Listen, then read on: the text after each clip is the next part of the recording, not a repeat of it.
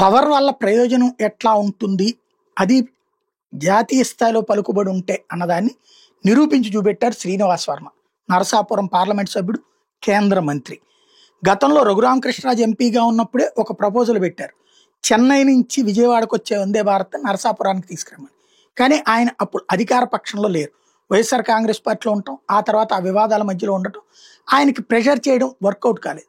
But Srinivas Varma Narasapuram నుంచి గెలిచిన తర్వాత తను కేంద్ర మంత్రి కూడా అయ్యాక సిన్సియర్గా ఎఫర్ట్ పెట్టారు. ఇప్పుడు ఆ ఆదేశాలు వచ్చినాయి, ఇక పైన చెన్నై విజయవాడ వందే భారత్ నరసాపురం దాకా వెళ్తుంది.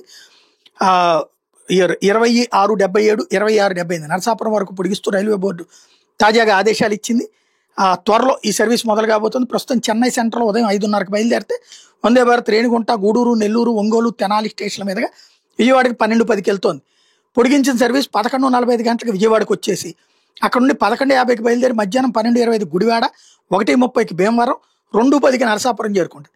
తిరుగు ప్రయాణంలో మధ్యాహ్నం 2:50కి నరసాపురంలో బయలుదేరి 3:20కి భీమవరం, 4:10కి గుడివాడ, 4:50కి విజయవాడ వచ్చి అక్కడ నుండి 4:55 గంటలకు బయలుదేరి సాయంత్రం 5:20కి తెనాలి, 6:30కి ఒంగోలు, రాత్రి 7:40కి నెల్లూరు, 8:50కి గూడూరు, 9:50కి రేణిగుంట మీదుగా రాత్రి 11:45కి చెన్నై సెంట్రల్ స్టేషన్కి వెళ్తుంది.